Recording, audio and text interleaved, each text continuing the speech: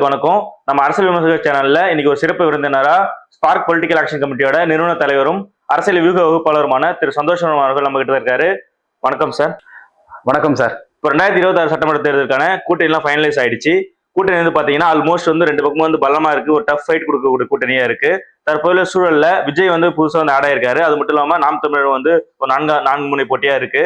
So இந்த சூழல்ல எந்த கூட்டணிக்கு அட்வான்டேஜா இருக்கும்னு நினைக்கிறீங்க? தமிழக அரசியல் சூழல் பாத்தீங்கன்னா ரொம்ப நல்லா தான் இருக்குது. 4 முனை போட்டி தான் இருக்குது. இது இல்லாம ஒரு சின்ன கூட்டணி ஒன்று உருவாயிருக்கு. உங்களுக்கு தெரியும், 2 பெரிய ஜாம்பவான்கள் திருமதி சசிகலா அவர்கள் மற்றும் திரு ராமதாஸ் அவர்கள் தனியா ஒரு கூட்டணி. அப்ப இவங்க ஒரு குறிப்பிட்ட வாக்கு வந்து தென் மாவட்டத்திலையும் வட மாவட்டத்திலையும் குறிப்பிட்ட அளவுக்கு பிரிக்கிறதுக்கான வாய்ப்பு இருக்கு. ஒரு 2000 to 3000 ஓட்டு குறிப்பிட்ட தொகுதிகளை பிரிக்கிறதுக்கான வாய்ப்புகள் இருக்கு. இது இல்லாம டாக்டர் கிருஷ்ணசாமி அவர்கள் வந்து பாத்தீங்கன்னா தென் மாவட்டத்துல ஒரு குறிப்பிட்ட வாக்கு வங்கி வச்சிருக்கிறாங்க. அதாவது ஸ்ரீவில்லிபுத்தூர், ஒட்டப்பிடாரம், சிவகங்கை இந்த மாதிரியான தொகுதிகள் அவங்களுக்கு இருக்கிறதால அவங்களும் ஒரு குறிப்பிட்ட அளவுக்கு இம்பாக்ட் வந்து வாக்கு வங்கியில ஏற்படுத்துவாங்கன்னு தான் நினைக்கிறேன். ஆனா முறைப்படி பாத்தீங்கன்னா 4 முனை போட்டி தான். அதுல எந்த மாற்று கருத்தும் கிடையாது. இப்போ அதிமுக கூட்டணியில முதல் முறையா வந்து அமமுக கூட்டணி வச்சிருக்காங்க.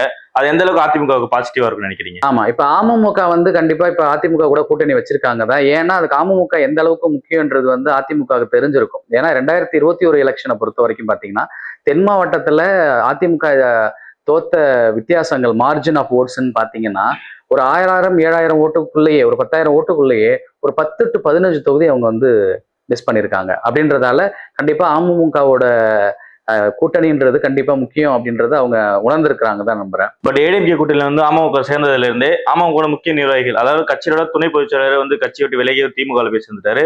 அதுபோல பல பேர் வந்து திமுக அணிக்கு போயிட்டாங்க. இதன் மூலமா வந்து அதிமுக அப்படின்னா சார் பலன் கிடைக்கும். ஏன்னா வந்து அமமுக நிர்வாகிகள் பலரும் முக்கிய நிர்வாகிகள் எல்லாருமே வந்து விலகிட்டாங்க. ஏன்னா அவங்களுக்கு அதிமுக எதிர்த்து தான் கட்சி ஆரம்பிச்சாங்க. அப்படி இருக்கும்போது அது ஜெல்லாவும் நினைக்கிறீங்களா? அமமுக முக்கிய நிர்வாகிகள் எல்லாம் போயிருக்காங்க. ஈவன் துணை பொதுச் செயலாளர்கள்னு இருக்கக்கூடிய நிறைய பேர் வந்து டிஎம்கே சைடு போறதா எங்களுக்கு நியூஸ் வந்துட்டு இருக்குது. ஏன்னா அவங்களுக்கு தொகுதி கிடைக்கலன்னா கண்டிப்பா டிஎம்கே சைடு போவாங்க அப்படின்றதான் நம்புறோம். இதுல ஒரு விஷயம் என்னன்னு அப்படின்னு பாத்தீங்கன்னா, இப்ப யார் இருந்தாலும் ஒரு ஏடிஎம்கேல இருந்தாலும் சரி, அமமுகவில இருந்தும் இங்க இருந்து நீங்க டிஎம்கேக்கு நிறைய பேர் போயிருக்கவங்க பாத்தீங்கன்னா ஏற்கனவே ஒரு 20 வருஷம் 30 வருஷமா திமுகவுக்குன்னு வேலை செஞ்ச திமுக மக்கள்ன்றவங்க இருக்கிறாங்க, உறுப்பினர்கள்னு இருக்கிறாங்க. இப்ப புதுசா ஏடிஎம்கேல இருந்து வந்த அவங்களுக்கு ஒரு முக்கியத்துவம் கொடுக்கும் பொழுது கண்டிப்பா அந்த ஒரு குறிப்பிட்ட தொகுதியில எந்தெந்த தொகுதியிலலாம் கொடுக்குறாங்களோ அந்த குறிப்பிட்ட தொகுதியில கண்டிப்பா ஒரு முரண் இருக்கும்.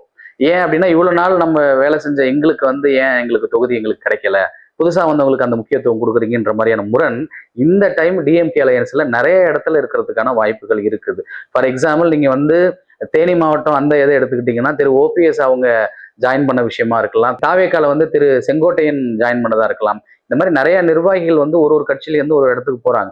இந்த புதுசா போற நிர்வாகிகளுக்கான முக்கியத்துவம் கிடைக்கும் பொழுது ஏற்கனவே வந்து ரொம்ப காலமா உழைச்சிட்டு இருக்கிற அந்த கட்சிக்காக உழைச்சிட்டு இருக்கிற இந்த நிர்வாகிகளுக்கான முக்கியத்துவம் குறையும் பொழுது ஏற்கனவே ஆல்ரெடி அந்த ஒரு முரண் வந்து உருவாகும். அந்த முரண் வந்து கண்டிப்பா அவங்க வாக்கு வங்கியை பாதிக்க தான் செய்யுது. இந்த முரண் எப்ப களையப்படுதோ அப்ப அவங்க வாக்கு வித்தியாசம் நல்ல வின் பண்றதுக்கான வாய்ப்புகள் இருக்கு. அதே போல அதிமுக கூட்டணி இருந்த தேமுதிக வந்து திமுக கூட்டணிக்கு போயிட்டாங்க. இது எந்த அளவுக்கு அதிமுகவுக்கு பலவீனமாவும் திமுகவுக்கு பலமாவும் இருக்குன்னு நினைக்கிறீங்க? இப்ப தேமுதிகவை பொறுத்த வரைக்கும் பல ஆண்டுகளா வந்து திமுக கூட்டணியில கொண்டு வந்துடணும் அப்படின்னுட்டு திமுக அணி நிறைய வருடமா நம்ம வந்து யோசிச்சுட்டு தான் இருக்கிறாங்க. இந்த வருடம் அவங்களுக்கு அந்த வாய்ப்பு அமைஞ்சிருக்கு.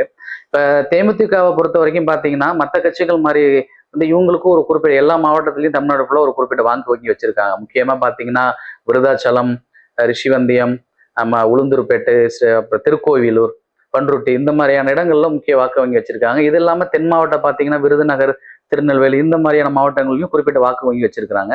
இந்த மாதிரி வாக்கு வங்கிகள் வந்து கண்டிப்பா வந்து இவங்களுக்கான திமுகவுக்கு வந்து நல்ல வாக்கு வித்தியாசம் வர்றதுக்காகவும் வாக்கு வங்கி அதிகப்படுத்துறதுக்கும் வாய்ப்பு இருக்குன்னு தான் நான் நம்புறேன். சரி, அடுத்தபடியே பாத்தீங்கன்னா 2023 to 24 வந்து பல வேட்பாளர்கள் வந்து உங்க நிறுவனம் மூலமா வந்து நீங்க ஒர்க் பண்ணி கொடுத்து வெற்றி பெற்றதா வந்து நமக்கு ஒரு நியூஸ் கிடைச்சது.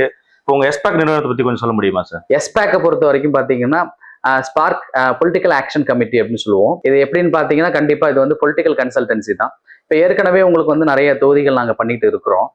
உங்களுக்கு நீங்க சொன்ன மாதிரி இப்ப நிறைய வியூகம் எங்களுக்கும் மற்றவங்களுக்கும் என்ன வித்தியாசம் அப்படின்னு பாத்தீங்கன்னா நிறைய வியூக வகுப்பாளருக்கான கம்பெனி நிறைய பேர் வச்சிருக்கிறாங்க. ஆனா என்ன எங்க மைனஸ் அப்படின்னு பாத்தீங்கன்னா அவங்க வந்து ஒரு கார்பரேட் ஸ்டைல்ல ஒரு தியரி ஒன்று ஃபாலோ பண்ணுவாங்க, ஒரு நார்மலான ஒரு தியரி ஃபாலோ பண்ணுவாங்க. அந்த தியரியை பொறுத்த வரைக்கும் என்ன அப்படின்னா ஒரே ஒரு தியரியை வச்சுட்டு அவங்க தமிழ்நாடு ஃபுல்லா அவங்க ஃபோக்கஸ் பண்ணுவாங்க. இப்போ இதுக்கு முன்னாடி நீங்க ஐபேக் பத்தி எல்லாருக்குமே தெரியும். இந்த ஐபேக்கை பொறுத்த வரைக்கும் நிறைய மாநிலங்களுக்கு அவங்க வந்து தனியாக பொலிட்டிக்கல் கன்சல்டன்சி பண்ணியிருக்காங்க. ஆனா என்னன்னா ஒரே எத்திக்ஸ், ஒரு 10 எத்திக்ஸ் இருக்கும். இதே தான் எல்லா மாநிலத்துக்கும் ஃபாலோ பண்ணுவோம். இப்ப தமிழ்நாட்டில் பொறுத்த வரைக்கும் இப்ப இதுக்கு முன்னாடி வந்து டிஎம்கேக்கு வந்து ஐபேக் பண்ணியிருக்காங்க அப்படின்னு தெரியும். ஆனா இப்ப ஐபேக் அவங்க பண்ணதால தான் டிஎம்கே வின் பண்ணுச்சா அப்படின்னு கேட்டீங்கன்னா கண்டிப்பா கிடையாது தான். ஏன்னா 10 வருடம் ஏடிஎம்கே ஆட்சின்னு இருந்திருக்கு. அதுக்கு மாறுதல்கள்னு ஒரு விஷயங்கள் அவங்க எதிர்பார்த்தாங்க. அதனால வந்து அந்த டைம்ல அவங்களோட வியூகம் பழிச்சதை தவிர இதனாலதான் அவங்க வந்து டிஎம்கே ஜெயிச்சது அப்படின்னு நம்ம சொல்ல முடியாது. ஏன் சொல்ல முடியாதுன்னா இப்ப நம்ம இந்தியாவை வந்து எப்படி நீங்க யூனிட்டி இன் டைவர்சிட்டின்னு நம்ம சொல்றோமோ அதே மாதிரி தமிழ்நாடும் யூனிட்டி இன் டைவர்சிட்டி தான். எப்படின்னா ஒரு மாவட்டத்துக்கும் ஒரு வியூகம் நமக்கு இருக்கு. இப்ப நீங்க வந்து வட மாவட்டத்துல பயன்படுத்துற வியூகத்தை நீங்க கொங்கு மண்டலத்தை கொண்டு போனீங்கன்னா அது பலிக்காது. கொங்கு மண்டலத்துல நீங்க யூஸ் பண்ற பொலிட்டிக்கல் கன்சல்டன்சின்ற ஸ்ட்ராட்டஜிஸை நீங்க தென் மாவட்டத்துக்கு கொண்டு போனீங்கன்னா பலிக்காது. இதையே நீங்க டெல்டா மாவட்டத்துக்கு கொண்டு போனீங்கன்னா சுத்தமா பலிக்காது. மத்திய மாவட்டத்துக்கு போனீங்கன்னா எதுவுமே பலிக்காது. அப்ப இந்த மாதிரி ஒரு மாவட்டத்துக்கும் ஒரு தொகுதிக்கும் எந்த மாதிரியான ஸ்ட்ராட்டஜிஸ் ஃபாலோ பண்ணணும் அப்படின்ட்டு ஆல்மோஸ்ட் ஒரு 2 வருஷம் ஒரு தொகுதியில நாங்க ஒரு கேம்ப் மாதிரி ஒரு 30 நாள் 40 நாள் நாங்க நார்மலான ஒரு பீப்புள் மாதிரி தங்கி இந்த மாதிரியான டேட்டாஸ் நாங்க கலெக்ட் பண்ணதாலதான் எங்களோட வியூகம் யாருக்கு நம்ம செஞ்சு கொடுத்தாலும் 100% எங்களால சக்சஸ் ரேஷியோ கொடுக்க முடியுது. அதனாலதான் நாங்க ஸ்ட்ராட்டஜி கொடுத்துருக்க எல்லா கேண்டிடேட்டும் 99% எங்களால சக்சஸ் ரேஷியோ கொடுக்கறதுக்கான காரணம் ஒரு தொகுதியை நாங்க குறிப்பிட்டு நாங்க வந்து புரிஞ்சு வச்சிருக்கோன்றதுதான் எங்களோட கருத்து. இதுதான் விஷயம் சார். அடுத்து பாத்தீங்கன்னா தாவேக்கா சார். தாவேக்கா வந்து சரியான அரசியல் பாதையில போறதாங்க நினைக்கிறீங்க? நல்ல கேள்விதான் சார். இந்த கேள்வியை வந்து நீங்க 6 மாதத்துக்கு முன்னாடியே என்கிட்ட கேட்டீங்க. அப்ப நான் சொல்லியிருந்தேன் இந்த 6 மாதத்துல எந்த மாதிரியான வியூகங்கள்லாம் அவங்க ஃபாலோ பண்ணியிருந்தாங்க அப்படின்னா ஜெயிப்பாங்க அப்படின்னு சொல்லியிருந்தேன். இந்த வியூகங்கள்லாம் ஃபாலோ பண்ணாங்களா அப்படின்னு பாத்தீங்கன்னா கண்டிப்பா 100% கிடையாது. அதனாலதான் அவங்க கட்சி ஆரம்பிச்சதுல இருந்து இப்ப வரைக்குமே வாக்கு வங்கி வந்து உயராம ஒரே அளவுக்கு தான் இருக்கிறதா தான் நான் பாக்குறேன். 14% வரைக்கும் தான் அவங்களோட வாக்கு வங்கி இருக்குது. இது ஏன் அப்படின்னு பாத்தீங்கன்னா நான் உங்களுக்கு ஒரு விஷயம் சொல்லியிருந்தேன். போன டைம் ஜூன் மந்த் நினைக்கிறேன். ஜூன் மந்த் நம்ம பேட்டி இருக்கும் பொழுது இதே கேள்வி நீங்க கேட்கும் பொழுது இந்த தாவேக்காவை பொறுத்த வரைக்கும் இந்த விக்கிரவாண்டி, மதுரை இந்த மாதிரி பெரிய பெரிய மாநாடுகள் இந்த மாதிரி நீங்க அவங்க பண்ணாங்கனாலே நல்ல அவுட்புட் கிடைக்கும்னு அவங்களுக்கு சொல்லியிருந்தேன். இது இல்லாம ஒரு டவுன்ல சிட்டிஸ்ல போய் ஒரு தனியா ஒரு ப்ரொபகேண்டா மாதிரி அவங்க பண்றாங்க, பிளான் பண்றாங்க, ஒரு கூட்டம் மாதிரி பிளான் பண்றாங்க அப்படின்னா கண்டிப்பா அசம்பாவிதம் நடக்கிறதுக்கான வாய்ப்புகள் இருக்கு. அப்படி நடந்துச்சுன்னா அதையே வச்சு அவர் வந்து ஒரு 5-6 மாசம் வந்து எந்த கட்சி வேலையும் பண்ண விடாம மற்ற கட்சிகள் பண்ணிடுவாங்க அப்படின்னு நான் உங்களுக்கு முன்னாடியே சொல்லியிருந்தேன். அதுதான் இப்ப உங்களுக்கு வந்து செப்டம்பர் மாசம் நடந்திருக்கு கரூர்ல. இப்பயும் நான் உங்களுக்கு சொல்றேன் இந்த 30 நாள்ல எந்த அளவுக்கு நீங்க அவங்க வந்து இப்ப நான் கேள்விப்படுறேன் அவர் என்ன சொல்றாங்கன்னா ஏப்ரல் முதல் வாரத்துல வந்து வாக்காளர்கள் எல்லாம் நேரடியா சந்திக்க போறாரு அப்படின்னு நான் கேள்விப்பட்டேன். திரும்பியும் இதே ஃபெயிலியர் மெத்தட் தான். அவர் வந்து வெளியில வந்து ஒருத்தவங்கள்ட்டையும் வாக்கு கேட்கணும் அப்படின்றது அவசியம் இல்லை. இந்த மீடியா சொல்லுவாங்க, மற்ற கட்சிகள் சொல்லுவாங்க ஏன் வரமாட்டாருன்னு. இது வந்து அவர் வீட்டுல இருந்தோ இல்ல அவர் இருந்த இடத்துல இருந்து அவரால் அந்த வாக்கு வங்கியை அதிகப்படுத்த முடியும். நிறைய டிபார்ட்மெண்ட்ஸை பத்தி பேசலாம். ஊரக வளர்ச்சித்துறையில என்னென்ன பிரச்சனைகள் நடக்குது, மொத்தம் 43 டிபார்ட்மெண்ட்ஸ் இருக்கு. பத்திரப்பதிவுத்துறையில என்ன மாதிரி பிரச்சனை நடக்குது, விமன் எம்பவர்மெண்ட்னு சொல்லக்கூடிய பெண்களுக்கான முன்னேற்றத்துக்கான டிபார்ட்மெண்ட்ல எந்த மாதிரி பிரச்சனை நடக்குது, நாங்கள் ஆட்சிக்கு வந்தா எந்த மாதிரியான மாறுதல் நாங்க கொண்டு வருவோம், என்ன மாதிரி மாற்றம் கொண்டு வரதால எந்த மாதிரியான பயன் வரும் அப்படின்னு இந்த 43 டிபார்ட்மெண்ட்டை பத்தி பேசினாலே நல்ல வாக்கு வங்கி வரும். இவங்க பழைய திராவிடர்கள் கட்சி மாதிரி அவங்களுக்கு வந்து நாங்க இவ்வளவு கொடுப்போம், இவ்வளவு அமௌண்ட் கொடுப்போம், இவ்வளவு இந்த தாலிக்கு தங்கம் கொடுப்போம், தாய்மாமன் சீர் அப்படின்றதெல்லாம் எந்த அளவுக்கு வேலை செய்யும் அப்படின்றது ரொம்ப கஷ்டம் தான். ஒரு நாளைக்கு பாத்தீங்கன்னா 2900 குழந்தைகள் ஒரு ஆவரேஜா பிறக்கிறாங்க ஒரு நாளைக்கு. இந்த 2900 குழந்தைகளுக்கும் நீங்க வந்து 1 பவுன் செய்வீங்க தாய்மாமன் சீர் அப்படின்றதெல்லாம் ரொம்ப ஃபெயிலியரான மெத்தட். அது வந்து ப்ராக்டிக்கலாகவும் இது ஈஸியும் கிடையாது. ஏன்னா ஏற்கனவே வந்து நம்மளுக்கு வந்து எல்லாத்தையும் சேர்த்தீங்கன்னா ஒரு 12 லட்சம் கோடி உங்களுக்கு கடன்ல தான் உங்களுக்கு வந்து தமிழ்நாடு இருக்குது. ஒரு ரேஷன் கார்டு பேர்லயும் 2.5 லட்சம் மேல கடன் வாங்கியிருக்காங்கன்றது நாங்க கேள்விப்படுறோம். இப்ப இவ்வளவு விஷயங்கள் இருக்கும் பொழுது மேற்கொண்டு நம்ம இந்த மாதிரியான திட்டங்களை அறிவிக்கும் பொழுது அது ஒரு பிரச்சனையா தான் இருக்கும். நம்ம இலவசம் அப்படின்றது வந்து யாருமே அது பெருசா எதிர்பார்க்கல. இலவசம் அப்படின்றது வந்து எல்லாரையும் நம்மளை வந்து என்ன சொல்றது சோம்பேறி ஆக்கிறதுக்கான ஒரு வழியா தான் நான் பாக்குறேன். அதுக்கான வேலைகளை கொடுப்போம், அதுக்கான வேலைகள் என்னவோ அது கொடுப்போம். எங்கெங்கெல்லாம் லஞ்ச லாவண்யம் நடக்குதோ அதை சரி பண்ணுவோம்னு நம்ம சொல்லலாம். எங்க புரோக்கரேஜ் நடக்குதோ அந்த புரோக்கரேஜ் எல்லாம் சரி பண்ணலாம்னு சொல்லலாம். இந்த மாதிரியான 43 டிபார்ட்மெண்ட்ல பத்தி திரு விஜய் இந்த 1 மாதம் கொஞ்சம் பேசும் பொழுது அவருக்கான வாக்கு வங்கி 18 25 30 வரைக்கும் வர்றதுக்கான வாய்ப்புகள் இருக்கு.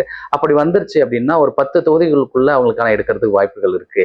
இல்ல இந்த மாசம் இந்த வேலைகளை அவங்க பண்ணல அப்படின்னா கண்டிப்பா 1 தொகுதியோ 2 தொகுதியோக்கு மேல ஜெயிக்கிறதுக்கான வாய்ப்பு இல்லைன்னு தான் நினைக்கிறேன். மேற்கொண்டு இந்த மெச்சூர்டு பாலிடிக்ஸ்ன்னு சொல்லக்கூடிய அந்த விஷயங்களை அவர் பண்ணும்பொழுது மட்டும்தான் இது சரி பண்ணும். மேற்கொண்டு எங்களோட வியூகம் அவருக்கு தேவைப்படுச்சுன்னா கண்டிப்பா சப்போர்ட் பண்றதுக்கு தயாரா தான் இருக்கிறோம் இந்த ஒரு மாசத்துக்கு. சரி, இப்ப நமக்கு தெரிஞ்ச சோர்ஸ் படி பாத்தீங்கன்னா விஜய் வந்து பெரம்பலூர் தொகுதியை செலக்ட் பண்ணிக்கிறதா நியூஸ் வருது. அதாவது ஒரு 2 நாட்கள்ல வந்து பாத்தீங்கன்னா வேட்புமனு தாக்கல் பண்ற அளவுக்கு நியூஸ் வந்துட்டு இருக்கு. விஜய் வந்து எதனால சார் பெரம்பலூர் தொகுதியை செலக்ட் பண்ணாரு? இப்ப நீங்க நல்ல கேள்வி சார். விஜய் ஏன் பெரம்பூர் தொகுதியை நீங்க சூஸ் பண்ணிருக்காங்கன்னு கேக்குறீங்க. திரு விஜய் மட்டும் இல்ல, உங்களுக்கு வந்து தாவேக்கால இருக்கிற முக்கிய நிர்வாகிகள் நிறைய பேர் பாத்தீங்கன்னா சென்னையை தான் அவங்க டார்கெட் பண்ணியிருக்காங்க. ஏன்னு பாத்தீங்கன்னா சென்னையில பாத்தீங்கன்னா உங்களுக்கு வந்து பட்டியலின சகோதரர்கள் மற்றும் தலித் அவங்களோட ஓட்டு வங்கி அதிகமா இருக்குது. இதனாலதான் உங்களுக்கு வந்து லாஸ்ட் டைம் டிஎம்கேவே ஃபுல் எல்லா தொகுதியுமே அவங்க ஸ்வைப் பண்ணாங்க அப்படின்றது உங்களுக்கு தெரியும். இப்ப இந்த டைம் இவங்க நிற்கும் பொழுது இப்ப குறிப்பா பெரம்பூர்னு எடுத்துக்கிட்டீங்கன்னா பெரம்பூர்ல மொத்தம் நீங்க சிறுபான்மையர்னு சொல்லக்கூடிய நம்ம கிறிஸ்டியன்ஸா இருக்கலாம், இஸ்லாமியர்களா இருக்கலாம். இப்ப இவங்களோட வாக்கு மட்டுமே ஒரு 35,000 வாக்குகள் அங்க இருக்குது. இது இல்லாம உங்களுக்கு வந்து பட்டியலின சகோதரர்களோட ஓட்டே அது ஒரு 60,000 ஓட்டுகள் அங்க இருக்குது. இப்ப நீங்க இதை கால்குலேட் பண்ணீங்கனாலே 90,000 ஓட்டு வந்துடும். இதுல ஃபேன் ஃபாலோவர்ஸ் அப்படி இப்படின்னு வந்துடும். அப்ப 1,00,000 ஓட்டு அப்படின்றது வந்து ரொம்ப கேஷுவலா அவருக்கு எடுக்கிறதுக்கான வாய்ப்புகள் அங்க இருக்கிறதால பெரம்பூர் தொகுதியை சூஸ் பண்ணிருக்காரு தான் நான் நினைக்கிறேன். அதே மாதிரிதான் ஒரு நீங்க எல்லாருமே எல்லா முக்கிய நிர்வாகிகளும் தாவேகா சார்ந்தவங்களும் சென்னையை டார்கெட் பண்ணிருக்காங்க. இதுல என்ன ஒரு பிரச்சனை அப்படின்னா இந்த தாவேகா நிர்வாகிகள் வந்து சென்னையில இருக்கிற பட்டியலின மற்றும் தலித் வாக்குகளை வந்து பிரிக்கும் பொழுது அது ஏடிஎம்கேக்கு சார்பா போறதுக்கான ஏடிஎம்கே அலையன்ஸுக்கு சார்பா போறதுக்கான வாய்ப்புகள் இருக்கு. இது எந்த அளவுக்கு மற்ற கட்சிகள் சரி செய்ய போறாங்கன்றத பொறுத்து இருந்து பார்ப்போம் சார். சார், இப்ப தாவேகா தொண்டர்கள் பாத்தீங்கன்னா இன்னும் ரசிகர்கள் போலவே வந்து இருக்கிறதா வந்து தெரியுது நமக்கு. ஏன்னு பாத்தீங்கன்னா இப்ப அஜித் விஜய் சண்டை எப்படி போட்டு இருந்தாங்களோ இப்ப அதே மாதிரியே வந்து இங்கேயும் சண்டை போட்டுட்டு இருக்காங்க. இது எந்த அளவுக்கு ஒரு முதிர்ச்சியா நீங்க பாக்குறீங்க சார்? இப்ப தாவேக்காவை பொறுத்த வரைக்கும் நீங்க இம்மெச்சூரிட்டி அப்படின்றது வந்து நீங்க அவங்க வந்து ஃபேன்ஸோட அந்த ஒரு விஷயம் சார். அந்த அளவுக்கு அவங்கள நம்புறாங்க, பிடிச்சிருக்கு அந்த தலைவர் அப்படின்ற முறையில அவங்க பிடிச்சிருக்கு. இப்ப அவங்க வந்து மேக்சிமம் ஒரு ஃபர்ஸ்ட் ஓட்டர்ஸ் நிறைய பேர் இருக்கிறாங்க. நிறைய பேர் ஓட்டிங்கே இல்லாதவங்க நிறைய பேர் இருக்கிறாங்க. உங்களுக்கு வந்து ஃபர்ஸ்ட் ஓட்டர்ஸ் சொல்லக்கூடிய 18ல இருந்து 21 வயசுக்குள்ள இருக்கிறவங்க தான் நிறைய பேர் இருக்கிறதால இப்ப சின்ன பசங்க அப்படின்றதால அவங்கள மெச்சூர்டா ஆக்க வேண்டியது தலைவரோட பொறுப்புல தான் இருக்கு. மேற்கொண்டு வருங்காலங்கள்ல அவங்களை எந்த அளவுக்கு மெச்சூர்டா ஹேண்டில் பண்ணுவாங்கன்றது எங்களுக்கு தெரியல. இம்மெச்சூரிட்டின்னு அப்படின்னு நம்ம சொல்ல முடியாது. அவங்க வந்து ரொம்ப ஏஜ்ல குறைஞ்ச வயசுல இருக்கிறதால, அதாவது ஃபர்ஸ்ட் ஓட்டர்ஸ் சொல்ற 18 வயசு இருக்கிறவங்க, இது இல்லாம ஒரு 24 வயசுக்குள்ள இருக்கிறவங்க வந்து அந்த அளவுக்கு அவங்கள்ட்ட இருந்து மெச்சூரிட்டியோ எதுவும் எதிர்பார்க்க முடியாது. ஒரு ரசிகனா அவங்கள பிடிச்சிருக்கு அப்படின்ற ஒரு விஷயத்த கண்மூடித்தனமா அவங்கள நம்புறதால அதை சரியா மெச்சூர்டா மாற்றக்கூடிய பவர் வந்து அந்த தலைவருக்கு தான் இருக்குது.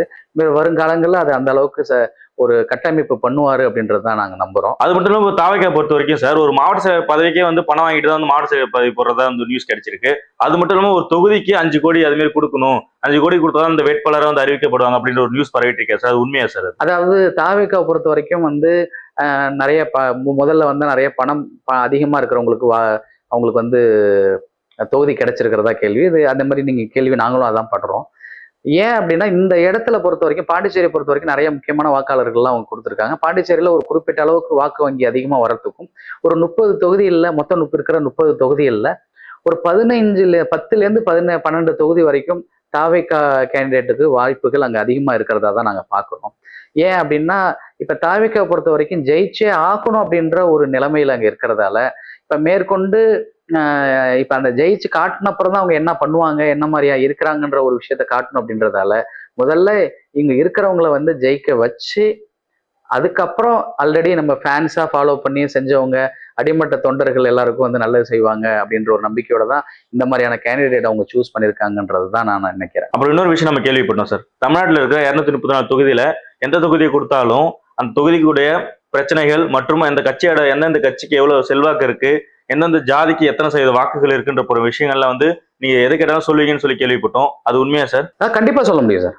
234 தொகுதியில நீங்க எந்த தொகுதியை பத்தி கேட்டாலும் என்னால சொல்ல முடியும் சார். இப்ப நம்ம ஒரு சேலஞ்ச் வச்சிருக்கோம் சார். அதாவது ஒரு மண்டலமா பிரிச்சு வச்சிருக்கோம். அந்த மண்டலத்துல இருக்கிற முக்கியமான தொகுதிகளை வந்து நம்ம ஒரு பவுல்ல கொடுப்போம் சார். இப்ப அதுல இருந்து ஒரு தொகுதியை ரேண்டமா செலக்ட் பண்ணி அதை பத்தி உங்களால பேச முடியுமா? சேலஞ்சா சார்? கண்டிப்பா ரெடி. இப்ப சேலஞ்சுக்குள்ள போலாமா சார்? கண்டிப்பா சேலஞ்சுக்குள்ள போலாம், நான் ரெடியா இருக்கிறேன். சரி, இப்போ ஒரு மண்டலத்துக்கும் நம்ம இதே மாதிரி லாட் போட்டு வச்சிருக்கோம் முக்கியமான தொகுதிகள்லாம். நீங்க இதுல வந்து ஒன்னு செலக்ட் பண்ணுங்க. ஓகே, இதுல இருக்கிற தொகுதியில எந்த தொகுதி நீங்க செலக்ட் பண்றீங்களோ அதை பத்தி கொஞ்சம் சொல்லுங்க சார்.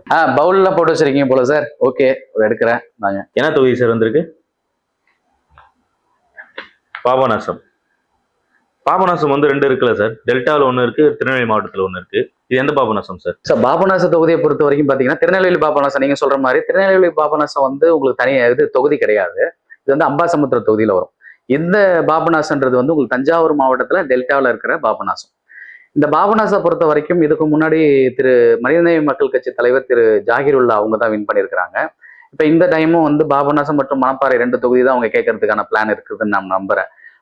இதை பொறுத்த வரைக்கும் பார்த்தீங்கன்னா ஏன் இவங்க மேக்சிமம் இவங்க நிற்கிறாங்க அப்படின்னா உங்களுக்கு வந்து திருப்பாலதுறை, ஐயம்பேட்டை, ராஜகிரி, பண்டாரவாடைன்னு இந்த சர்க்கிளில் பார்த்தீங்கன்னா சிறுபான்மையினர் ஓட்டு அதிகமாக இருக்குது. இது இல்லாமல் பட்டியல் சகோதரர்களோட ஓட்டு வந்து ஒரு குறிப்பிட்ட அளவுக்கு இருக்குது. இப்போ சிறுபான்மையினர் பார்த்தீங்கன்னா ஒரு 18% 20% வாக்கு அங்கே இருக்குது. இது இல்லாமல் பட்டியல் சமூகத்தில் பார்த்தீங்கன்னா ஆல்மோஸ்ட் ஒரு 18% ஓட்டு இருக்குது.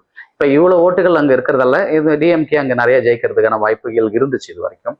இப்போ வந்து தாவேக்காவை பொறுத்த வரைக்கும் தாவேக்காவிலேருந்து திரு அசார் அப்படின்னு ஒருத்தர் நிற்கிறாங்க. இப்போ அவங்களுக்கும் வந்து குறிப்பிட்ட அளவுக்கு சிறுபான்மையினர் ஓட்டுக்கு வாக்கு அவங்களுக்கு இருக்குது அப்படின்றதால அவங்களால ஒரு 15% ஒரு 20% ஓட்டு அவங்களால பிரிக்க முடியும் அப்படின்றதால கண்டிப்பா வந்து ஏடிஎம்கே அலையன்ஸுக்கு, அதாவது என்டிஏ அலையன்ஸுக்கான வாக்குகள் அதிகமா அங்க மாறும் அப்படின்னு தான் நான் நம்புறேன். இதை வந்து எந்த அளவுக்கு சரி பண்றாங்களோ, சரி பண்ணாங்கன்னா டிஎம்கேக்கு வாய்ப்புகள் இருக்கு. இதை கரெக்டான எத்திக்ஸை நல்லா ஃபாலோ பண்ணாங்கன்னா தாவேக்காவுக்கும் அங்க வாய்ப்பு இருக்கிறதா தான் நான் பார்க்குறேன். பாபநாசத்துல பாத்தீங்கன்னா பிரச்சனைகள்னு எடுத்துக்கிட்டீங்கன்னா பாபநாசத்துல ரொம்ப நாள் கோரிக்கையா இருக்கிறது ஒண்ணு, டிராஃபிக் அங்க நிறைய இருக்குது, அதை சரி பண்ணணும். அது இல்லாம உங்களுக்கு வந்து ஒரு அரசு கல்லூரி வந்து பாபநாசத்துல வரணும் அப்படின்றது ரொம்ப நாள் கோரிக்கையா அங்க இருக்கிற சார்ந்த மக்களோட கோரிக்கையா அங்க இருக்குது, அது வரணும்.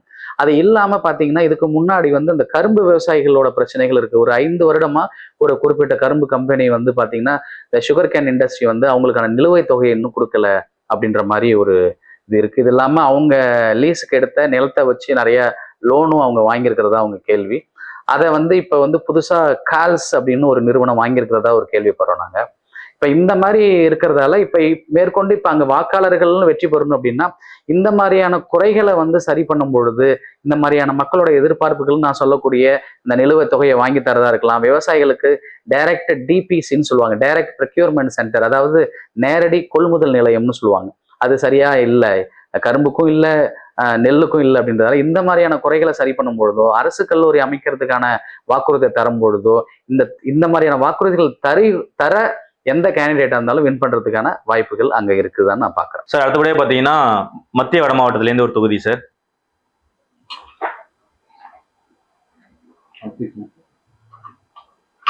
மத்திய வட மாவட்டத்திலேயே ஒரு தொகுதி செலக்ட் பண்ணுங்க சார்.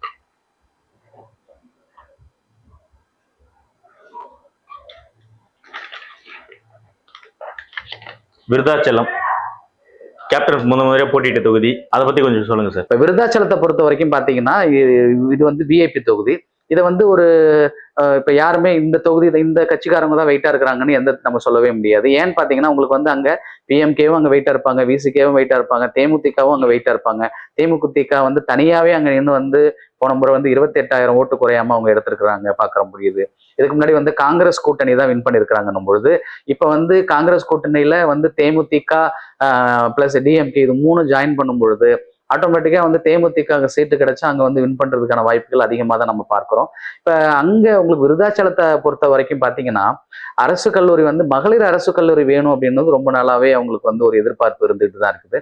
இது இல்லாம அங்க வந்து பீங்காங் ஃபேக்டரி வந்து ரொம்ப நாளாவே போயிட்டு இருக்கு, பீங்காங் ஃபேக்டரின்னு சொல்லுவாங்க.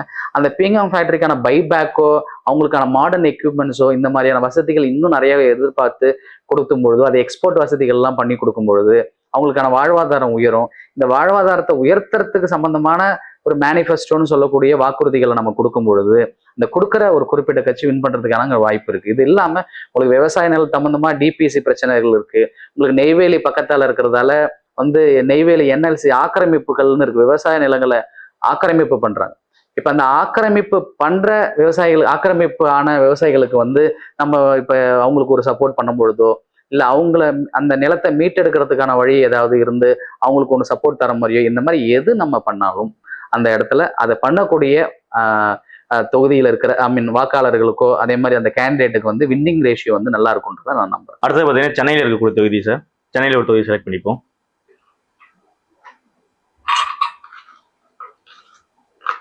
ஒன்று செலக்ட் பண்ணுங்க.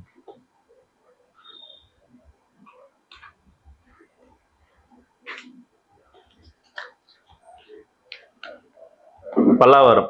இப்ப பல்லாவரத்தை பொறுத்த வரைக்கும் பாத்தீங்கன்னா அவங்களுக்கு வந்து திரு கருணாநிதி அப்படின்றவங்க தான் அவங்க வந்து 2 முறையும் ஜெயிச்சிருக்காங்க. 2021 தேர்தலையும் 2016 தேர்தலையும் அவங்க தான் ஜெயிச்சிருக்கிறாங்க. இப்போ இது வந்து ஒரு டிஎம்கேயோட கோட்டை தான், அதுல வந்து எந்த மாற்று கருத்தும் கிடையாது. ஏன்னா உங்களுக்கு வந்து பட்டியலின சகோதரர்களோட ஓட்டே உங்களுக்கு வந்து 27 to 29% இருக்குது. இது இல்லாம டிஎம்கே ஓட்டு அப்படின்னு நிறைய நமக்கு பிரியும் பொழுது அந்த இடத்துல அவங்களுக்கு கோட்டையா தான் இருக்குது. இங்க ஒரு பிரச்சனை என்ன அப்படின்னு பாத்தீங்கன்னா, தாவேக்காவை பொறுத்த வரைக்கும் தாவேக்கா வந்து ஒரு 18% ஓட்டு அங்க பிரிக்கிறதுக்கான வாய்ப்புகள் இருக்குன்றதால டிஎம்கே எந்த அளவுக்கு அதை மேனேஜ் பண்றாங்களோ அவங்களுக்கு வெற்றி வாய்ப்பு இருக்கு. மேனேஜ் பண்ணல அப்படின்னா கண்டிப்பா என்டிஏ கூட்டணிக்கு வாய்ப்பு இருக்கிறதா நாங்க பல்லாவரத்துல பாக்குறோம். பல்லாவரத்துல பிரச்சனைகள்னு பாத்தீங்கன்னா உங்களுக்கு வந்து தெரியும், பல்லாவரம் பெரிய ஏரியோட ஆக்கிரமிப்பு அதிகமா இருக்கு. அப்ப இருந்தே குடிநீர் பிரச்சனைகள் அங்க இருக்கு. நிறைய பொல்யூட்டட் வாட்டர் சார், மாசடைஞ்ச நீர் தான் அங்க நிறைய இருக்கு. இது இல்லாம உங்களுக்கு பாதாள சாக்கடைன்னு நீங்க எடுத்துக்கிட்டீங்கன்னா, பாதாள சாக்கடை வந்து ஏஜ்டு ட்ரைனேஜ் சிஸ்டம்னு சொல்லுவாங்க. ஆல்மோஸ்ட் ஒரு 10 to 15 வருஷம் பழமையான ட்ரைனேஜ் சிஸ்டம் இருக்கிறதால எங்க பார்த்தாலும் உங்களுக்கு வந்து அந்த சாக்கடைகள் பிரச்சனைகள் வந்து அந்த ட்ரைனேஜ் இஷ்யூ வந்து எல்லா இடத்துலையுமே இருந்துகிட்டு தான் இருக்கு. உங்களுக்கு வந்து போக்குவரத்து நெரிசல்ன்றது வந்து பொதுவான பிரச்சனை தான் பல்லாவரம் சென்னையில, இங்கே கொஞ்சம் அதிகமாகவே இருக்கும். அங்கே வந்து ஜிஎஸ்டி ரோடு, மேம்பாலம், ஓவர் பிரிட்ஜ் நிறைய விஷயங்கள் போட்டாலுமே இன்னமும் அந்த பிரச்சனைகள் இதுதான் இருக்கு. அதே மாதிரி நீங்க பல்லாவரம் அவுட்டர்னு போனீங்கன்னா பொல்யூஷன் இஷ்யூஸ் நிறைய இருக்கு. ஏன்னா உங்களுக்கு வந்து நிறைய டிராவல் இண்டஸ்ட்ரீஸ் நிறைய இருக்கு அப்படின்றதால, மைனிங்ஸ் நிறைய இருக்கிறதால உங்களுக்கு வந்து ரொம்ப பொல்யூட்டட் ஏர் பொல்யூஷனே அங்கே ஜாஸ்தியா இருக்கு. பிளஸ் இது இல்லாமல் இண்டஸ்ட்ரியல் ஏரியான்றதால ஸ்கின் அலர்ஜியும் நிறைய மக்களுக்கு வரதா தான் நாங்க எடுத்த சர்வேல எங்களுக்கு தெரிஞ்சிச்சு. அப்ப இதை சரி பண்ணி கொடுக்குற மாதிரியோ இந்த அதே மாதிரி இந்த தண்ணி வசதி நீங்க சொல்ற இந்த பல்லாவரம் பெரிய ஏரி ஆக்கிரமிப்பு எல்லாம் அகற்றி அவங்களுக்கு ஏதாவது ஒரு குடிநீர் வந்து சுத்தமான குடிநீர் வழங்குற மாதிரியோ, அதே மாதிரி இன்னொரு ஒரு 10 வார்டுல பாத்தீங்கன்னா அங்க தொல்லியல் துறை கண்ட்ரோல்ல ஒரு 10 வார்டு இருக்கு. அந்த 10 வார்டை பொறுத்த வரைக்கும் பாத்தீங்கன்னா ரொம்ப நாளாவே அவங்களால எந்த ரெஸ்டோரேஷன் ஒர்க்கோ ரெனிவேஷன் ஒர்க்கோ அவங்களால பண்ண முடியாது. ஏன்னா தொல்லியல் கண்ட்ரோல்ல இருக்கிறதால ஒரு 1000 வீடுகள் வந்து அந்த மாதிரி பாதிக்கப்பட்டிருக்காங்க. அவங்களுக்கு ஏதாவது ஒரு சப்போர்ட் பண்ண மாதிரியோ எந்த மாதிரியான வாக்குறுதிகள் கொடுக்குற எந்த ஒரு கேண்டிடேட்டா இருந்தாலும் அந்த இடத்துல வின் பண்றதுக்கான வாய்ப்புகள் அதிகமா இருக்கிறதா தான் நான் பாக்குறேன் சார். சார் அடுத்தபடியே பாத்தீங்கன்னா கொங்கு மண்டலத்துல சார், கொங்கு மண்டலத்துல ஒரு தொகுதி செலக்ட் பண்ணிடுங்க.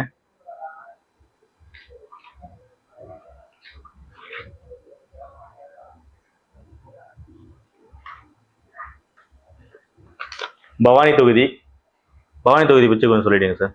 பவானி ரொம்ப ரொம்ப முக்கியமான தொகுதி சார். இது வந்து ஏடிஎம்கே கோட்டைன்னு நம்ம சொல்லுவோம். இங்க இப்ப பல்லாவரம் எந்த அளவுக்கு நம்ம டிஎம்கே கோட்டைன்னு நம்ம சொல்றோமோ, பவானியை பொறுத்த வரைக்கும் ஏடிஎம்கே கோட்டையை தான் நம்ம சொல்லி ஆகணும். ஏன் அப்படின்னு பாத்தீங்கன்னா, இதுக்கு முன்னாடி வந்து கேசி கருப்பண்ணன் அப்படின்றவங்க தான் 2 முறை வின் பண்ணியிருக்காங்க. 2021 பிளஸ் வந்து 2016 2 தொகுதியிலையும் 2 எலெக்ஷன்லையுமே வந்து அவங்க தான் வின் பண்ணியிருக்கிறாங்க. ஏன் அப்படின்னு பாத்தீங்கன்னா, உங்களுக்கு வந்து அங்க எம்பிசின்னு சொல்லக்கூடிய வன்னியர்களோட வாக்குகள் அதிகமா இருக்கு. இது இல்லாம கொங்கு வெள்ளாளர் ஓட்டும் அங்க அதிகமா இருக்கிறதால ஏடிஎம்கேக்கு ஒரு கோட்டையாவே இருக்கு. இது இல்லாம நம்ம பிஎம்கே வந்து அலையன்ஸ் அவங்க பண்ணிருக்கிறதால இந்த இடத்துல கொஞ்சம் வாக்கு வங்கி வந்து என்டிஏ அலையன்ஸுக்கு அதிகமா தான் இருக்கிறதா பாக்குறேன்.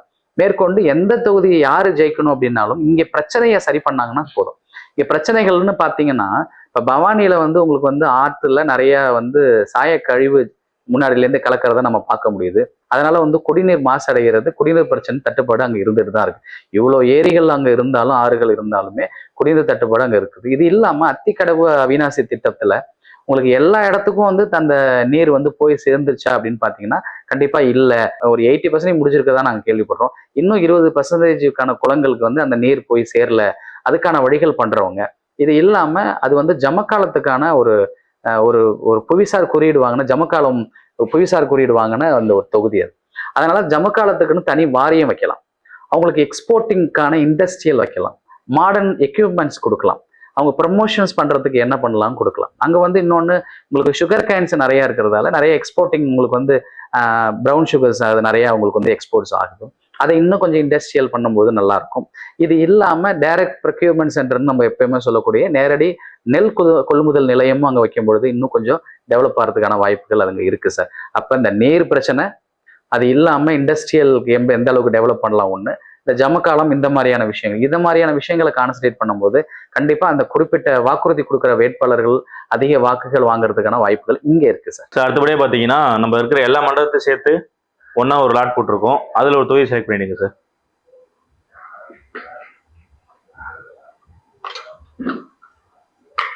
பார்ப்போம் இது எந்த தொகுதி வருதுன்னு சொல்லிட்டு பார்ப்போம். ஏன்னா ஒரு மண்டலமா சொல்லும்போது ஈஸியாக சொல்லிட்டாரு. இதுல எல்லா மண்டலத்தையும் சேர்த்து வச்சிருக்கோம். இது எப்படி சொல்றாருன்னு பார்ப்போம். ஸோ இதுல ஒரு தொகுதி செலக்ட் பண்ணுங்க சார்.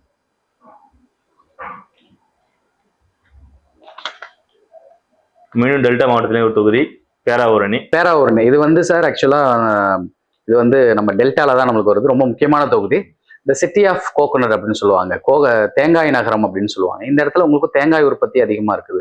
அப்ப இந்த தேங்காய் சம்பந்தமான அது ஆடட் வேல்யூ சம்பந்தமான இண்டஸ்ட்ரீஸ், மாடர்ன் இண்டஸ்ட்ரீஸ் இங்க கொடுக்கும் பொழுது நிறைய எம்ப்ளாய்மெண்ட்ஸ் கிடைக்கிறதுக்கு அங்க வாய்ப்புகள் இருக்குது. இது இல்லாம தேங்காயிலேருந்து கிடைக்கிற மட்டைகள்ல இருந்து பாத்தீங்கன்னா நிறைய காயர் போர்டு, நம்ம ஏன்னா தஞ்சாவூர் டிஸ்ட்ரிக்ட்ல உங்களுக்கு காயர் போர்டு நிறையவே இருக்கு, நல்லாவே செயல்படுது. அது இன்னும் நல்லா பண்ணும்பொழுது இன்னும் எம்ப்ளாய்மெண்ட் கிடைக்கிறதுக்கான வாய்ப்புகள் அங்க இருக்குது. இது இல்லாம உங்களுக்கு நான் முன்னாடியே எப்பவுமே சொல்ற மாதிரி டைரக்ட் ப்ரிக்யூர்மெண்ட்ஸ் சொல்லக்கூடிய நேரடி கொள்முதல் நிலையம் இங்க இல்ல, ஒரு நல்ல இடமா இல்ல.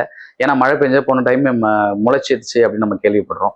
அது இல்லாம இந்த சேதுவா சமுத்திரம் அந்த ஏரியாலாம் பாத்தீங்கன்னா ஒரு கோல்டு ஸ்டோரேஜ், இப்ப ஒரு ஃபிஷ் எல்லாம் பிடிச்சிட்டு வராங்கன்னா ஒரு கோல்டு ஸ்டோரேஜ் அங்க இருந்தா இன்னும் கொஞ்சம் நல்லா இருக்கும். இந்த மல்லிப்பட்டினம் அந்த ஏரியாலாம் பாத்தீங்கன்னா அந்த போர்ட் வந்து இன்னும் கொஞ்சம் ஆழப்படுத்தலாம், இன்னும் கொஞ்சம் ஒரு மெயின்டெனன்ஸ் எல்லாம் பண்ணா இன்னும் கொஞ்சம் அவங்களுக்கு வாய்ப்புகள், வேலை வாய்ப்புகள் கிடைக்கும் இங்க.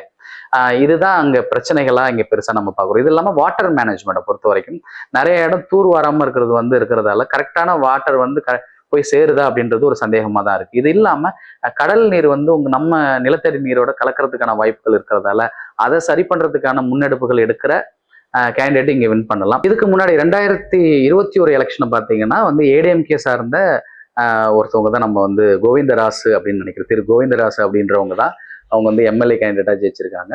இப்ப மேற்கொண்டு இந்த என்டிஏ கூட்டணியில இருக்கும் பொழுது இது திரும்பியும் அந்த ஏடிஎம்கே வந்து நல்லா ஸ்ட்ராங்கா தான் அந்த ஏரியால இருக்கிறதா நாங்க பாக்குறோம். மேற்கொண்டு இப்ப நம்ம திரு வைத்தியலிங்கம் அவங்க வந்து நம்ம டிஎம்கே போய் சேர்ந்ததால அந்த இடத்துல ஒரு இழுப்பறியே இருக்கிறதுக்கும் அங்க வாய்ப்புகள் இருக்குது. அதனால இந்த மாதிரியான வாக்குறுதிகள், இந்த மாதிரியான பிரச்சனைகளை சரி பண்ணக்கூடிய வாக்குறுதிகள் கொடுக்குற எந்த கேண்டிடேட்டா இருந்தாலும் இந்த தொகுதியில ஜெயிக்கிறதுக்கான வாய்ப்புகள் இருக்கு சார். சரி, இப்போ தமிழ்நாடு பத்தி கேட்டோம், ஈஸியா சொல்லிட்டீங்க. இப்போ வந்து பாண்டிச்சேரி எலெக்ஷன் தான் தமிழ்நாடுக்கு முன்னாடியே வருது. ஸோ பாண்டியில வந்து நாங்க ஒரு தொகுதி நாங்களே சொல்றோம், உங்களால அந்த டீடைல்ஸ் கொடுக்க முடியுமா சார்? கண்டிப்பா சார், கண்டிப்பா எங்களால சொல்ல முடியும். நீங்க பாண்டிச்சேரின்னு இல்லை, நீங்க எந்த தொகுதினாலும் எங்களால சொல்ல முடியும். கேளுங்க சார், சொல்றேன். இப்போ வந்து பாத்தீங்கன்னா சனி பயிற்சி காலம் போயிட்டு இருக்கு. ஸோ சனி பயிற்சி சம்பந்தமா ஒரு தொகுதியை சொல்றேன், திருநள்ளாறு தொகுதி சார். திருநள்ளாறு எனக்கு ரொம்ப பிடிச்சது, ஏன்னா நானும் மகரம் தான், அதனால சனீஸ்வரன் ஓகே, ஒரு நல்ல சிக்னலா தான் எடுத்துக்கிறேன். இப்ப திருநள்ளாரை பொறுத்த வரைக்கும் பாத்தீங்கன்னா எங்களால எப்படி இந்த பாண்டிச்சேரியும் சொல்ல முடியுது அப்படின்னா, பாண்டிச்சேரியிலையும் ஒரு குறிப்பிட்ட அளவுக்கான கேண்டிடேட்ஸுக்கு நாங்க பண்ணி கொடுத்துட்டு இருக்கோம் ஸ்ட்ராட்டஜிஸ். இப்ப இந்த கம்மிங் எலெக்ஷன்ஸுக்கும் நம்ம பண்ணி கொடுத்துட்டு தான் இருக்கிறோம். இப்ப திருநள்ளாரை பொறுத்த வரைக்கும் ஓட்டு பாத்தீங்கன்னா ஒரு 30,000 ஓட்டு அந்த அளவுக்கு தான் இருக்கும். 30,000 to 31,000 ஓட்டு தான். இங்க எந்த தொகுதி எடுத்தாலும் 30,000 to 31,000 ஓட்டு தான் இருக்கும் அங்க. இங்க பிரச்சனைகள்னு பாத்தீங்கன்னா உங்களுக்கு வந்து ஒரு காம்ப்ளெக்ஸ் சார், ஒரு 10 வருஷமா ஓப்பன் ஆகாமையே இருக்குது. அது வந்து உங்களுக்கு கொஞ்சம் ஓப்பன் பண்ணாங்கன்னா அவங்களுக்கு நிறைய வணிகர்களுக்கு வந்து அது வந்து ஒரு நல்லதா இருக்கும். இது இல்லாம அது வந்து ஒரு நவகர ஸ்தலம், முக்கியமான ஸ்தலம் அப்படின்றதால இப்ப வரவங்க வெளியிலேருந்து வர பில்கிரிம்ஸ்க்கு வந்து கரெக்டான ஃபெசிலிட்டிஸ் இல்லை, ஒரு நேவிகேஷன்ஸ் கரெக்டாக காட்டுறவங்களுக்கு இல்லை அப்படின்றத ஒரு கம்ப்ளைண்ட் எங்களுக்கு ஜென்ரலாகவே வந்துட்டு இருக்கு. அதை சரி பண்ணலாம். இது இல்லாம அங்க வந்து ஒரு எம்ப்ளாய்மெண்ட் வந்து அந்த அளவுக்கு இன்னும் சரிப்படலை. இது இல்லாம உங்களுக்கு வந்து சாக்கடைகள் பிரச்சனை, அதாவது ட்ரைனேஜ் இஷ்யூஸ் அங்க இருக்குது, கூட்ட நெரிசலும் அங்க இருக்குது. இதை எல்லாத்தையும் நம்ம சரி பண்ணும் பொழுது ஆட்டோமேட்டிக்கா அந்த கேண்டிடேட் வின் பண்ணலாம். இங்க பாண்டிச்சேரியை பொறுத்த வரைக்கும், அதை குறிப்பிட்ட திருநள்ளாரை பொறுத்த வரைக்கும் சார், எந்த கட்சியும் நம்ம சொல்ல முடியாது. மக்கள் கூட யார் வந்து நல்ல மூவ்மெண்ட்ல இருக்கிறாங்களோ, ஒரு டச் அப்ஸ்ல இருக்கிறாங்களோ, ஈஸியா மூவ் பண்றாங்களோ, அந்த மாதிரி எந்த கேண்டிடேட் பாப்புலரா இருக்கிற எந்த கேண்டிடேட் வேணாலும் ஜெயிக்கலாம். ஏன்னா இதுக்கு முன்னாடி வந்து ஜெயிச்ச 2021 சுயேட்சையா ஜெயிச்சவங்க தான், சுயேட்சையா நின்னவங்க தான் அவங்க ஜெயிச்சிருக்கிறாங்க. இப்ப அதுக்கு முன்னாடி வந்து காங்கிரஸ்ல நின்னவங்க அவங்க ஜெயிச்சிருக்கிறாங்க. அப்ப இங்க பொறுத்த வரைக்கும் நிறைய சுயேட்சை கேண்டிடேட் தான் ஜெயிச்சிருப்பாங்க. ஏன்னா அந்த தொகுதியில யார் ரொம்ப ஃபேமஸா இருக்காங்களோ, மக்களுக்கு நல்ல நலத்திட்டங்கள் செய்யறதுக்கான நம்பிக்கை வந்து அவங்களுக்கு கிரியேட் ஆகுதோ, அவங்க வந்து வின் பண்றதுக்கான வாய்ப்புகள் இங்க இருக்கு சார். சார், இப்ப வருகின்ற 2026 சட்டமன்ற தேர்தலில் 4 முனை போட்டி நிலவுது. இந்த 4 முனை போட்டியில ஒரு கூட்டணியும் வந்து பாத்தீங்கன்னா எந்த அளவுக்கு வாக்கு செய்து வாங்கலாம் நீங்க நினைக்கிறீங்க சார்? வாக்கு வங்கியை பொறுத்த வரைக்கும் சார், வாக்கு வங்கி மாறிட்டே தான். இப்ப ரீசன்ட் சர்வேவை பொறுத்த வரைக்கும் பாத்தீங்கன்னா, இப்ப என்டிஏ அலையன்ஸ் வந்து 121 தொகுதியிலிருந்து 130 தொகுதி வரைக்கும் வின் பண்றதுக்கான வாய்ப்புகள் இருக்குன்னு வந்திருக்காங்க. இதே மாதிரி உங்களுக்கு டிஎம்கே எடுத்துக்கிட்டீங்கன்னா ஒரு 90லேருந்து 110 தொகுதி வரைக்கும் வாய்ப்புகள் இருக்கு அப்படின்னு சொல்லியிருக்காங்க. தாவேகாவை பொறுத்த வரைக்கும்னா ஒரு 10 தொகுதிக்குள்ள வரும் அப்படின்னு சொல்லியிருக்காங்க. என்டிகேன்னு சொல்லிவிட நாம் தமிழர் கட்சியை பத்தி யாருமே பேசல. கண்டிப்பா காரைக்குடி ஒரு முக்கியமான ஒரு 2-3 தொகுதிகளில் ஒரு குறிப்பிட்ட அளவுக்கு அவங்களால டஃப் கொடுக்க முடியும் தான் நம்புறேன். காரைக்குடியில ஜெயிக்கிறதுக்கான வாய்ப்பு இருக்கிறதா தான் நான் பாக்குறேன். நாங்க பார்த்த சர்வேவை பொறுத்த வரைக்கும் பாத்தீங்கன்னா ஒரு தொங்கு அரசியல் வர்றதுக்கான வாய்ப்புகள் இருக்குது. ஏன்னா 2 பேருமே ரொம்ப பலமான கேண்டிடேட்ஸ் அறிவிச்சிருக்கிறாங்க. ஜெயிக்கணுன்ற ஒரு முடிவுல எல்லாருமே இருக்கிறாங்க. அதனால வந்து ரெண்டு பேருக்குமே பார்த்தீங்கன்னா ஒரு 38% 40% வாக்குகள் தான் ரெண்டு பேருக்குமே ஈக்குவல் பவர்ல இருக்கிறதா தான் நாங்கள் பார்க்குறோம். மேற்கொண்டு இன்னும் ஒரு மாத காலம் தான் நமக்கு எலெக்ஷன்ஸுக்கு இருக்குது அப்படின்றதால கண்டிப்பாக அதுக்கான வாய்ப்புகள் மாறும். இன்னும் லாஸ்ட் வீக்லலாம் பார்த்தீங்கன்னா இன்னும் நிறையாவே மாறதுக்கான வாய்ப்புகள் இருக்கு. கண்டிப்பாக என்டிஏ கூட்டணி வரதுக்கான வாய்ப்புகள் இருக்கிறதா தான் நாங்கள் பார்க்குறோம். மேற்கொண்டு டிஎம்கேக்கும் வாய்ப்புகள் இருக்கிறதா தான் இப்போக்கி இருக்கிற நாங்கள் எங்களுக்கு சொல்ற சர்வேவும் வந்துட்டு இருக்கு சார். சார், இப்ப கடந்த தேர்தல்கள்லாம் பாத்தீங்கன்னா மதுவிலக்கு ஒரு பெரிய பிரச்சனையா எதிர்கட்சிகள் எல்லாம் முன்வைத்தாங்க. ஆனா இந்த தேர்தலில் பாத்தீங்கன்னா மதுவிலக்கு பத்தி எந்த கட்சியுமே பேசல. ஒருவேளை மதுவிலக்கு அமல்படுத்தினா தமிழ்நாடு கடன்ல தத்தளிக்கும்னு சொல்றாங்க இல்லையா, அது உண்மையா சார்? ஒருவேளை மதுவிலக்கு அமல்படுத்தினா வேற என்னென்ன வழிகள் சார் இருக்கு? கண்டிப்பா சார். மதுவிலக்குன்றது இப்ப நம்ம ஒரு தொகுதியில என்னென்ன பிரச்சனை அப்படின்னு நம்ம பார்த்தோம். மதுவிலக்குன்றது தமிழ்நாடு ஃபுல்லாவே இருக்கிற பிரச்சனைகள் தான். மதுவிலக்கு யாராலையுமே கொண்டு வர முடியாது சார். இப்ப நம்ம கொண்டு வராங்க அப்படின்னா அது இப்ப மது மட்டுமே அதனால வர வருமானம் மட்டும் 49,000 கோடி நம்ம அரசுக்கு நம்மளுக்கு கிடைக்குது ஒரு வருஷத்துக்கு. இந்த 49,000 கோடிய எந்த அளவுக்கு மற்ற விஷயங்கள்ல சரி பண்ணும் பொழுதுதான், ரெவென்யூல சரி பண்ணும் பொழுதுதான் கண்டிப்பா இந்த மதுவிலக்குன்ற ஒரு விஷயத்தை பத்தி எந்த அரசாங்கம் வந்தாலும் யோசிக்க முடியும்.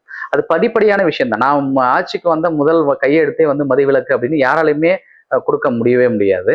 ஆனா ஒண்ணு பண்ணலாம். அந்த 49,000 கோடியை சரி பண்றதுக்கான திட்டங்களை கொண்டு வர முடியும். ஃபார் எக்ஸாம்பிள், இப்ப நீங்க சொல்லிங்க மதுவிலக்கு கொண்டு வந்தா அங்க இருக்கிற வேலை வாய்ப்புகள் போகுமே அப்படின்னு நீங்க நினைக்கலாம். இல்ல, மது கடைகள்னு இருக்கிற அந்த இடத்துலயே நீங்க ஒரு மினி மார்ட் நம்ம வைக்கலாம். ஒரு மிடில் கிளாஸ் ஃபேமிலியில ஒரு மினி மார்ட் இப்ப நிறைய உங்களுக்கு பொருட்கள் மளிகை சாமான் நிறைய அதிகரிச்சிருக்குன்னு உங்களுக்கு தெரியும். ரெகுலரா நம்ம வாழ்வாதாரத்துக்கு பயன்படுத்துற எல்லா பொருட்களோட விலையும் அதிகரிச்சிருக்கு. அதை குறைச்சி ஒரு மானியத்தோட ஒரு குறிப்பிட்ட மினி மார்ட் அப்படின்ற மாதிரி ஒரு ஒயின் ஷாப் இருக்கிற இடத்துல ஒயின் ஷாப்புக்கு பதிலா இந்த மினி மார்ட் அமைக்கலாம். அதனால அப்ப வேலை ஆல்ரெடி இருக்கிறவங்களுக்கு வேலை இருக்க போகுது. இது இல்லாம ஒரு ஏரியாவை எடுத்துக்கிட்டீங்கன்னா அந்த ஏரியாவில் சுய உதவி குழுன்னு இருக்கிறாங்க. அவங்களுக்கு மானியம் கொடுக்குறாங்க, லோன் கொடுக்குறாங்க. அவங்களுக்கு சில கைவினை பொருட்கள் எல்லாம் செய்யறாங்க ஒரு ஏரியாவை பொறுத்து. அந்த கைவினை பொருட்கள்லாம் நம்ம கவர்மெண்ட்டே கொள்முதல் பண்றாங்க அப்படின்னா அவங்களுக்கும் ரெவென்யூ போகும். அதை நம்ம எக்ஸ்போர்ட் நம்ம எடுத்து பண்ண முடியும். இப்ப நீங்க தஞ்சாவூர் டிஸ்ட்ரிக்ட்னு எடுத்துக்கிட்டீங்கன்னா இந்த காயர் போர்டு நிறைய இருக்கு. காயர் போர்டுல நிறைய மேட்டு, பை, இந்த மாதிரி நிறைய தயாரிப்புகள்லாம் போயிட்டு தான் இருக்குது. இப்ப இந்த மாதிரியான தயாரிப்புகள் ஒரு குடும்பத்திலிருந்தும் அரசே கொள்முதல் பண்ணுது அப்படின்னா அந்த குடும்பத்துக்கான வாழ்வாதாரம் அதிகரிக்கும். ஒண்ணு. இது இல்லாம இதை எக்ஸ்போர்ட் பண்ணும்பொழுது நமக்கு வருமானம் வரும். இது இல்லாம கவர்மெண்ட் சொத்துன்னு சொல்லக்கூடிய நிறைய அரசாங்க சொத்து பாத்தீங்கன்னா சும்மாவாய் தான் இருக்கு. அதை நம்ம ப்ராப்பர்ட்டி மானிட்டைசேஷன் சொல்லுவாங்க. அதை நம்ம மானிட்டைஸ் பண்ணி அது ஒரு லீஸ்க்கு மாதிரி மற்றவங்களுக்கு கொடுத்தோ, இல்லை ஒரு பில்டிங் மாதிரி வணிக தளங்கள் நிறைய வச்சோ, இந்த மாதிரியான விஷயங்கள் வாடகைக்கு விடும்போது அதுக்கான ஒரு குறிப்பிட்ட அளவுக்கான வருமானம் வரதுக்கான வாய்ப்புகள் இருக்கு. இது இல்லாம முக்கியமா யாருமே பேசாத ஒரு விஷயம் என்னன்னா ப்ளூ கார்பன் சொல்லுவாங்க. ப்ளூ கார்பன்னா உங்களுக்கு தெரியும். உங்களுக்கு நீங்க பிச்சாவரத்துல இருந்து முத்துப்பேட்டை, நாகப்பட்டினம்ல இருந்து நீங்க அந்த ஏரியாவை எடுத்தீங்கன்னா காடுகள் நிறையவே இருக்குது. ஆமா, காடுகள் நீங்க சொன்னீங்க மேங்க்ரோவ் ஃபாரஸ்ட்னு சொன்னீங்களா சார்? அந்த மேங்க்ரோவ் ஃபாரஸ்ட் நிறைய இருக்கிறதால இது என்ன பண்ணும்? மேங்க்ரோவ் ஃபாரஸ்ட் என்ன பண்ணும்னா காத்துல இருக்கிற அந்த கார்பன் டை ஆக்சைடை இதை அப்சர்வேஷன் பண்ணி பூமிக்கு தேவையான அளவுக்கு இந்த ப்ளூ கார்பனை அதை ஸ்டோரேஜ் பண்ணும். இப்ப ஒரு இண்டஸ்ட்ரி இருக்குன்னா இந்த அளவுக்கு தான் ஒரு யூனிட்ல புகை ரிலீஸ் பண்ணலாம் அப்படின்னு ஒரு ஆர்டர் இருக்கும். இதுக்கு மேல அவங்க ரிலீஸ் பண்றாங்க அப்படின்னா இந்த ப்ளூ கார்பன் இருக்கிற ஒரு ஏக்கரோ ஒரு பாண்ட் மாதிரி நம்ம கவர்மெண்ட் அவங்க வாங்கி வச்சுக்கலாம். இந்த பாண்டை இந்த ப்ளூ கார்பன் பாண்டை இண்டஸ்ட்ரீஸ் செல் பண்ணும் பொழுது அதுலயும் ஒரு வருமானம் வரதுக்கான வாய்ப்புகள் இருக்கு. இது சில விஷயங்கள் தான் உங்களுக்கு சொல்லிருக்கு. இந்த மாதிரி ஒரு 100 ஆல்டர்னேட்டிவ் ஆஸ்பெக்ட்ஸை நாங்கள் கிரியேட் பண்ணி வச்சிருக்கோம். மேற்கொண்டு இதை தனியாவே ஒரு எபிசோடாவே ஒரு நாள் நம்ம பார்க்கலாம். கண்டிப்பா நிறைய விஷயங்கள் இருக்கு, அதை நம்ம கண்டிப்பா பார்ப்போம் சார். ஓகே சார், இப்போ நம்ம நிகழ்ச்சியோட நிறைவு பகுதிக்கு வந்தாச்சு. இவ்வளவு டைம் ஒதுக்கி நான் கேட்ட கேள்விக்கெல்லாம் பதில் சொன்னதுக்கு மிகவும் நன்றி சார். அது மட்டும் இல்லாம உங்களோட நல்ல எண்ணங்கள் நிறைவேற எங்களுடைய வாழ்த்துக்கள். உங்களுடைய வேட்பாளர்கள் வெற்றி பெறும் எங்களுடைய வாழ்த்துக்கள் சார். நன்றி. நன்றி சார். நன்றி.